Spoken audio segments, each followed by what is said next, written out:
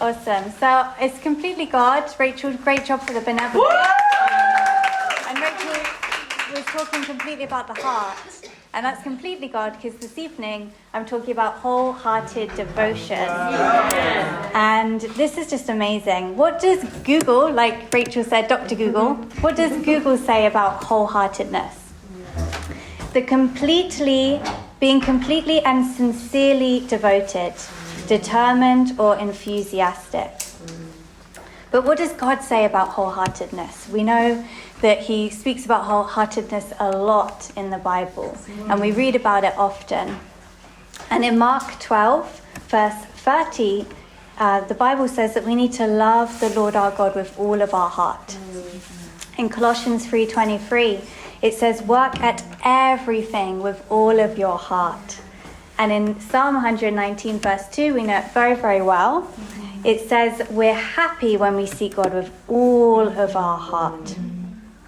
And I just felt like I always look into the Greek meaning. I just love to look into the Greek. And I looked at the Greek for heart from Mark 12. And it translates to the center of all physical and spiritual life. Wow. It means having will and character. So when we give our heart, it helps us to grow in character. And it literally, of course, means the organ, the heart, which is the center of the circulation of blood and the seat of life. How amazing is that? The heart is the seat of life. And the meaning of heart in Psalm 119 in Hebrew translates to determination and courage. So it takes determination to seek God wholeheartedly. And wholeheartedness will bring life, as it's our hearts that keep us alive, as it is the seat of life. And so I just thought I'm going to look at some amazing facts on the heart. And I was looking into the heart today, and it just blew my mind and just grew my faith in God, just looking at the heart. Because it's literally a pump sending blood all around our body. And on average, do you know how many times the heart beats on average a day? More. Way more than 100. I feel like, Rita, you're most likely to know. 100,000 times? Yeah. 100,000 times on average a day. Wow. So that's 60 to 100 times per minute. Yeah. Per minute. The heart, like, I can't even feel it unless we're like super excited with exercise. You feel your heart, because it's like, whoa, your heart's beating. But that's so amazing. The woman's heart beats slightly faster than the man's heart. I wonder if it's because we're just constantly worried more than men. I'm not sure. Our heart pumps approximately 2,000 gallons of blood every day. Wow. That's thousands of liters. Yeah. Well, I don't know my maths of that, actually. Do you know how many liters that is per gallon? Anyway, it's a lot. It's a lot of blood. But my point is, the heart is an incredible organ. And its health is vital to keep us alive. So I want to ask this evening, sisters, on a spiritual sense, are we having any heart failure? Do our hearts need resuscitating? Wow. Amazingly, the heart can live for 24 hours after a person dies. So I want to give you hope. If you're feeling a little bit dead, your heart can be resuscitated. It can be brought back to life. And this evening, we're going to learn about an incredible woman who embodies wholeheartedness. She is the virtuous woman of God. She is the woman we should strive to be like and to imitate. And she demonstrates the attributes of an ideal woman. She just cranks in every area and calls us higher in every area. This is the virtuous woman described in Proverbs 31. And I've been studying out this woman for over a week. I know that Rachel did fairly recently as well, and I've just been blown away, and genuinely I've changed since imitating this virtuous woman. So let's read it. I'm going to read the entire passage of the virtuous woman in Proverbs 31. Come on, Frankie. So we'll pick that up in verse 10 all the way to 31.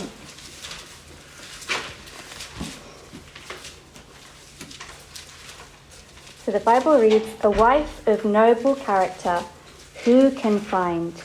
She is worth far more than rubies. Her husband has full confidence in her and lacks nothing of value. She brings him good, not harm, all the days of her life. She selects wool and flax and works with eager hands. She is like the merchant ships, bringing her food from afar. She gets up while it's still night. She provides food for her family and portions for her female servants. She considers a field and buys it. Out of her earnings, she plants a vineyard. She sets about her work vigorously. Her arms are strong for her tasks. She sees that her trading is profitable, and her lamp does not go out at night. In her hand, she holds the distaff and grasps the spindle with her fingers. She opens her arms to the poor and extends her hands to the needy. When it snows, she has no fear for her household, for all of them are clothed in scarlet. She makes coverings for her bed. She is clothed in fine linen and purple. Her husband is respected at the city gate, where he takes his seat among the elders of the land. She makes linen garments and sells them and supplies the merchants with her sashes. She is clothed with strength and dignity. She can laugh at the days to come. She speaks with wisdom, and faithful instruction is on her tongue. She watches over the affairs of her household and does not eat the bread of idleness. Her children arise and call her blessed. Her husband also, and he praises her. Many women do noble things, but you surpass them all. Charm is deceptive, and beauty is fleeting, but a woman who fears the Lord is to be praised. Excuse me. Well, thank you. Honor her for all that her hands have done, and let her works bring her praise at the city gate. Wow, this is an amazing woman. And there's so many qualities, amazing qualities and characteristics of this woman. And I wish I had enough time to speak about all of them. As I said, I've been studying her out for the last week, and I have this just amazing set of notes about this woman. But today, I'm just going to focus on a couple of verses. Thank you so much. Well, thank you. Sorry, I've had a bit of a cough. But yeah, I'm just going to focus on a couple of verses that I think we should really go after imitating this woman when it comes to her wholeheartedness. So my first point this evening is give your whole heart to Bible studies. So let's read verse 16 again. It says, she considers a field and buys it. Out of her earnings, she plants a vineyard. So a vineyard is a metaphor for church. And in the TPT version, it says she sets her heart upon a nation and takes it as her own, carrying it within her. She labors there to plant the living vines. So this woman is passionate about bringing forth fruit. She is a missionary for nations, planting churches and bringing life. She works hard, she labors to bear fruit. Sisters who have given birth before know that labor is pretty intense. It's hard work. And this is a level of labor she goes to bear fruit. In Proverbs 14, verse 23, again in the TPT, it says, if you work hard at what you do, great abundance will come to you. We know that all hard work yields a profit. And let's jump to verse 17, where it says,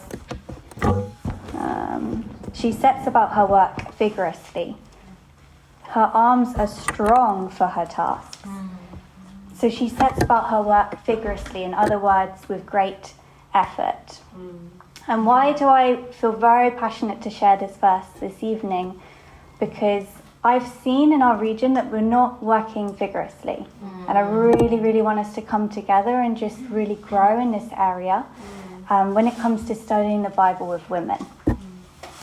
Because I'm just seeing a bit of a lack of diligence in terms of checking when we're studying the Bible with women, how they're doing in their relationship with God and their quiet times. And for those visiting, whenever I say quiet time, I basically mean time with God, your devotion with God. There's been some women who've studied even up to persecution, but we're not being diligent with how their quiet times have been. And why do I share this? Because when we just read the Bible, we're not meant to just read the Bible. We're meant to do it, it says in James 1 verse 22. And if we just read it, it's information. But we believe in transformation. And a lot of people read the Bible all around the world. It's the most bought book, actually, universally. A lot of people read the Bible. Very few people are doing it. And that's where we need to be different and say, no, you do the Bible. You don't just read it. The Pharisees read the Bible. They even memorized it, but they weren't living it out. So we have to be very, very hard line on, are we doing the Bible? And are we encouraging others to do it too?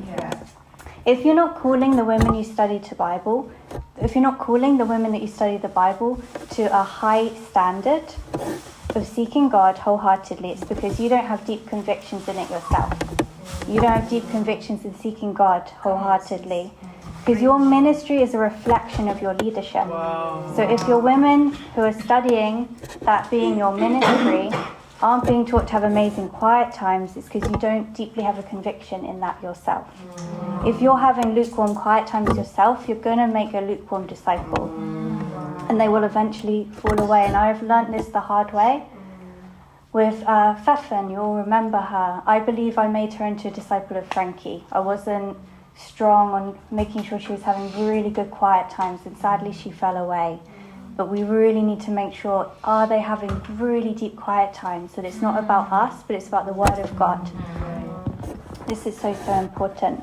If we're not asking questions at the start of Bible studies, such as how are their quiet times going, it's because we don't care. It's actually because we just want to make sure we have a quick baptism and get the glory and not go through the painful process of having those times in the morning, really helping them to have those quiet times and making it about God. So this is also why some of us may be going to other things outside of God for comfort, whether it being food or even going to bed instead of really going to God, even going to family members instead of seeking first the kingdom. I'm also seeing that we really need to have a spirit of gang tackling when it comes to Bible studies.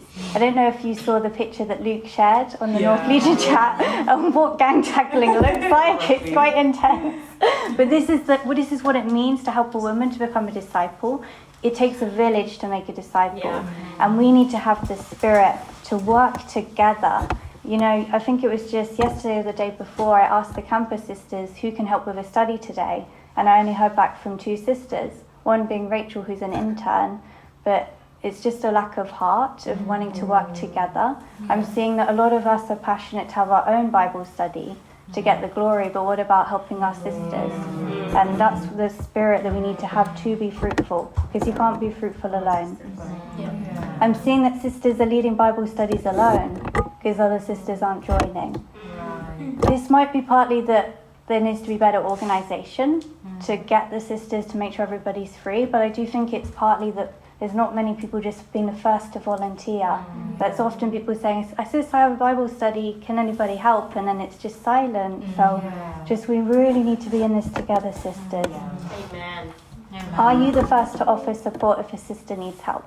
Are you that sister? Can you confidently say that? Or are you just focusing on your own Bible studies? Of course we want to be personally fruitful, but we need to do this together. Again, it takes a village to make a disciple. Proverbs 31, verse 27 says, she watches over the affairs of her household. She does not eat the bread of idleness. Idleness meaning laziness. So if we're not jumping into Bible studies, what are we actually doing? What are we doing in our spare time? How does God see laziness? He sees it as wicked. In Proverbs 18 verse 9, God compares a lazy person as someone who destroys things. So by being lazy, you're actually destroying God's church because you're not helping to build it up. We need to be working as a team, giving all of our hearts to build up this church diligently. Just like this Proverbs 31 woman who sets about her work with great efforts. So this is what we need to go after. Say amen, sisters. Together. I want us to work as a team because we need each and every one of you. Like everybody is unique. Everybody has incredible qualities, characteristics. love that we can bring and really help other women to become disciples. And so my practical on this one is I'm going to ask Jessica just to send a little checklist in the North Queens chat that we put together I think yesterday.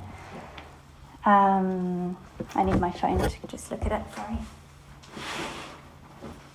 So this is a little checklist of what we should be asking at the start of Bible studies. Oh. Is it there? Yeah. So once the lady has studied seeking God, and we're going into the next study, we need to ask, have they read over the Bible study notes, first of all? Are they being consistent with their quiet times in the morning? And the morning is a big part. I'm going to talk about, I know of course it's situations where people are unwell, and that's a different situation. But are they being consistent about having quiet times in the morning?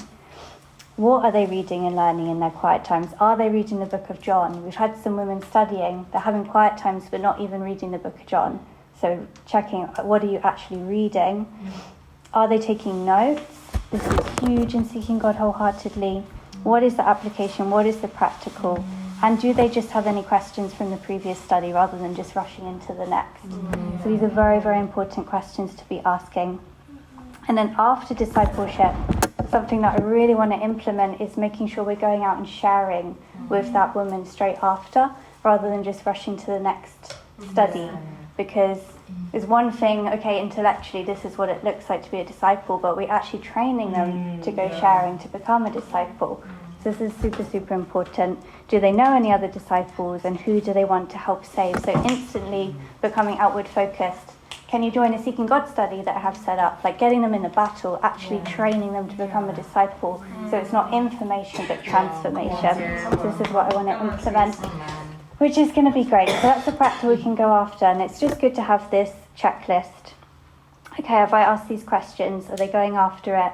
I'm not saying that anybody's ever going to be perfect, and we need to help and encourage the lady studying the Bible, but this is just a very good template to see how you can help them before moving on to the next study. And I want to lift up Bernice, actually, who's studying the Bible. I'm really proud of you, because I know we had a conversation on Sunday just to support you with your quiet times, and just seeing how you've been going after it since is amazing. I'm really, really proud of you. And to see you brought your friend today. What's your name? Oh, sorry, what's your name? Oh, okay, sorry, I thought you knew each other. Because you came in together. It's lovely to meet you too. But yeah, very proud of you, Bernice. And let's jump to point 2. So we're now going to say only the best for your times with God. So we only want to give our best with our times with God. So let's read verse 15.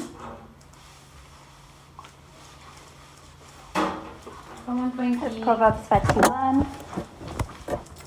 It says, she gets up while it is still night and provides food for her family and portions for her female servants. I can relate to this a lot. I need to get up before Finn's breakfast every morning. He's a hungry baby. But this is amazing. It says she gets up while it's still night. And in Hebrew, the translation to get up or to rise means becoming powerful. How amazing. She knew to rise up early, she would become powerful, ready for the day ahead. And that's amazing. This reminds me of Jesus that we read about in Mark 1, verse 32 to 35. We can actually go there. We'll skip to Mark chapter 1. Come on, sis, tell us. And I'll read verses 32 to 35. That evening, after sunset, the people brought to Jesus all the sick and demon-possessed. The whole town gathered at the door, and Jesus healed many who had various diseases. He also drove out many demons, but he would not let the demons speak because they knew who he was. Very early in the morning, while it was still dark, Jesus got up, left the house, and went to a solitary place where he prayed. So we know Jesus was up late, casting out demons, healing people, but he still got up very early the next day and to spend time with God, because he knew that he could only get his strength from his Father, and had deep conviction in that. And I looked up the word very early in my quiet time a few weeks ago, because I always thought, like, how early did Jesus get up? Is this very early? It was still dark, but what was the actual time? It says in the Greek, it translates to the fourth watch of the night, from 3 o'clock to 6 in the morning. That's how early it was. We can't say approximately the exact time, but it translates to between 3 o'clock to 6 o'clock in the morning. So I now have the conviction, any time after 6 is late in Jesus' standard.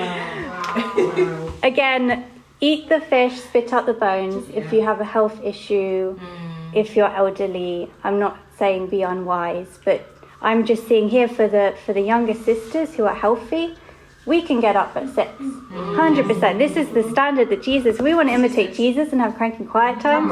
He got up between 3 and 6. And he was up late.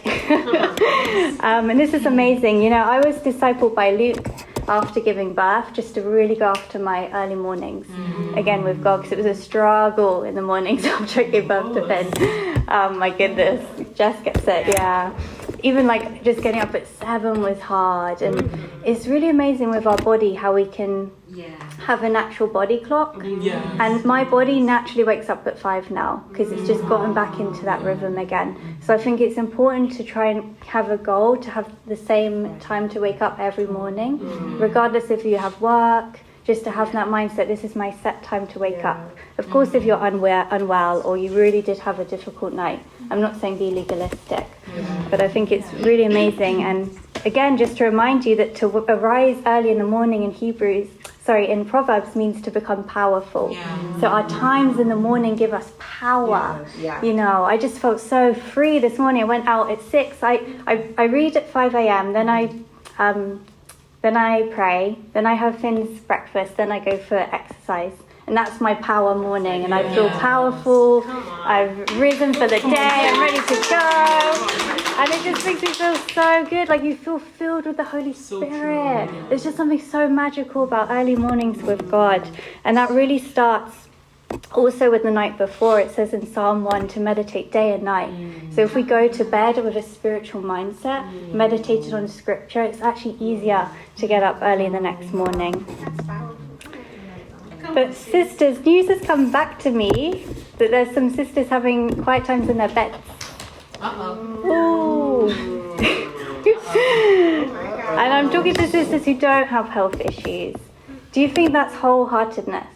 No. Is that wholeheartedness? No. Because it's not being creative in your relationship with God. You can very easily... I think I would fall asleep. I actually would fall asleep. Like, guaranteed, I have to get out of bed. I have to find that solitary place and really give my whole heart to God. And we need to think, are we setting that example to the women who are studying the Bible? Are we really setting that example? Because if we're having quiet times in our bed, the woman studying the Bible is going to have quiet times in their bed. Because that's and of course we're not the standard, but we are the example. So when I study the Bible women, I tell them I get up at 5 a.m.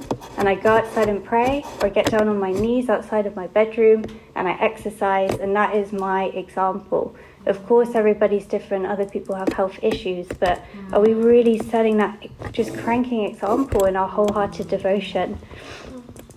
There's been some impurity in the region. Does that show deep reverence for God and His Holy Spirit? Are we having quiet times in the same places which we've been impure? That's not a holy place to spend time with God. Or are we falling asleep in bed whilst reading our Bible? It's just not wholeheartedness. And if we're not being wholehearted, how do we expect to encourage and inspire others to be wholehearted in their relationship with God? Our times with God need to be sacred and special. Are we willing to sacrifice sleep to have that quality time with God, with Jesus in the morning? It's time to make our mornings with God sacred, sisters.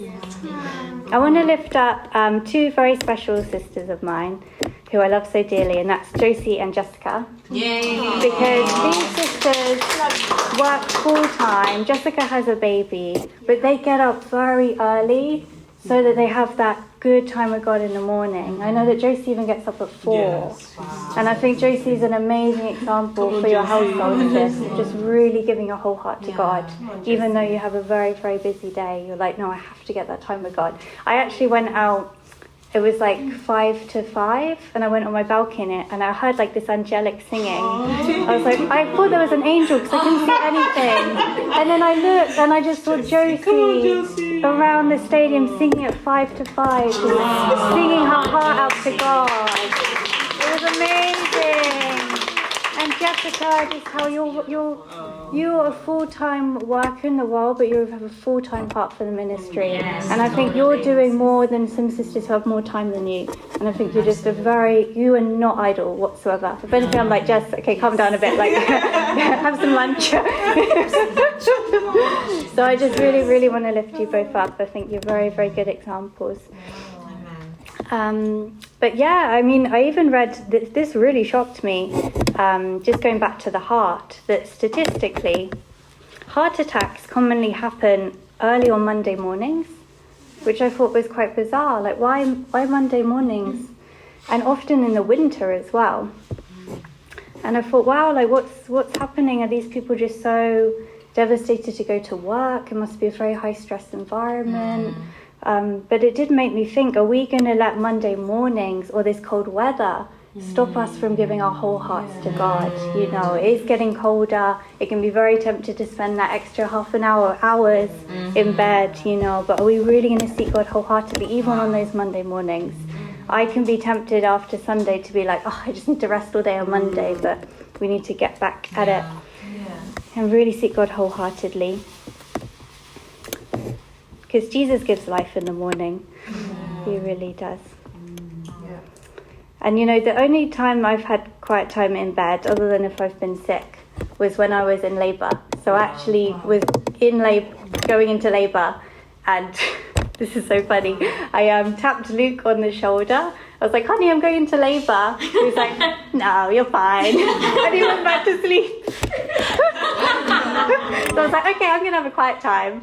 So I sat up in bed, started reading scriptures, just gathered scriptures ready for labour.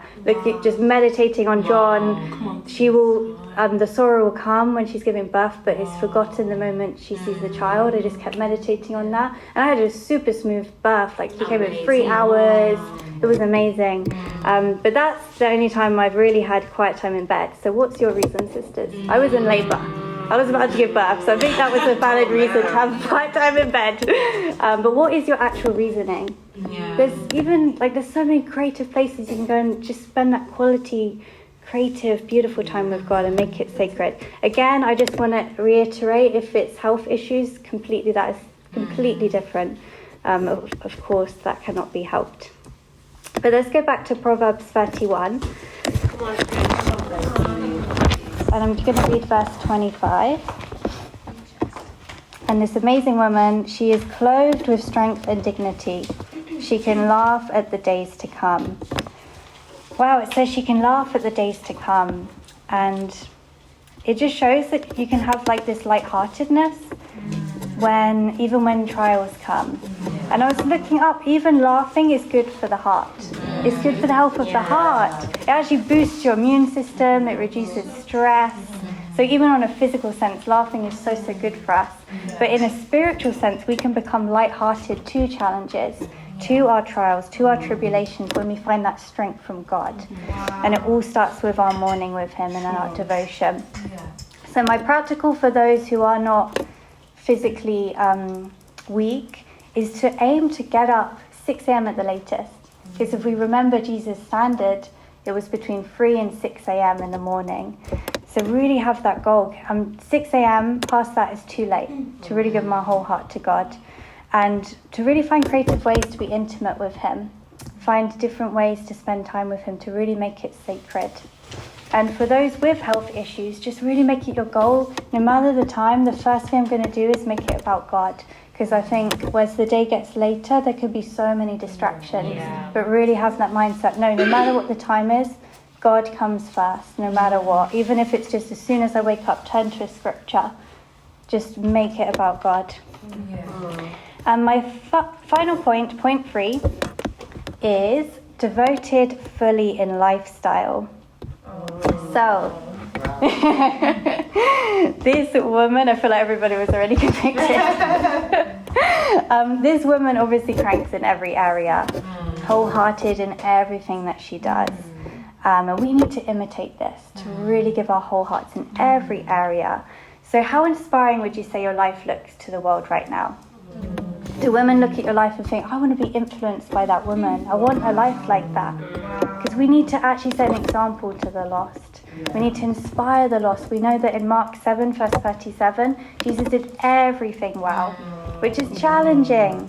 We're never going to be perfect, but we need to keep persevering to give our very best. Are you an inspiration in purity and in reverence to God? Are you an inspiration in health and fitness? I think Maria is a great inspiration for health and fitness, Maria. You're the gym queen. Is your discipline worthy of imitation? Do people think, wow, she's so disciplined, I want to imitate that? Do you set a good example in your workplace or the university that you go to? And I just want to focus on the single sisters right now. Give me a clap and a woo! So this is for the single sisters right now. As a raise of hands, who sent an essay to myself and Luke about the Joe Willis lesson? Josie, okay. Wow. Just Josie. And I say that because I really want the singles ministry to crank. And you're all amazing, and you can do so many amazing things for God, but it starts with the heart. And if it was just Josie who gave her heart, this is showing where we need to really be growing and really be cranking it, you know. Because if you think about it, singles are actually the most free out of everybody in the church, even above campus. The singles should be the most hardworking disciples in the church because you have the most free time. You don't have children, you don't have a husband to tend to, or like a dissertation to write. So the singles should be, of course we're all just as motivated, but should be the most hardworking in building up the church. I think about Michael and Michelle. They built the Vancouver region from 2, just them, to 42 in a year, working full-time jobs. Wow. Yeah. That's supernatural, because when I think about that, I'm like, I actually don't understand how they did that. It was God. It had to be God. So singles, we should crank, and you can crank and you will crank. Paul, he was, of course, an awesome single and he cranked, but let's think about an awesome sister, Lydia, in Acts 16. She's a single woman, she cranked her business as a fashion designer, come on Hannah, and started her own house church, an all-women's Bible talk. And we see this also in this Proverb 31 woman in verse 24.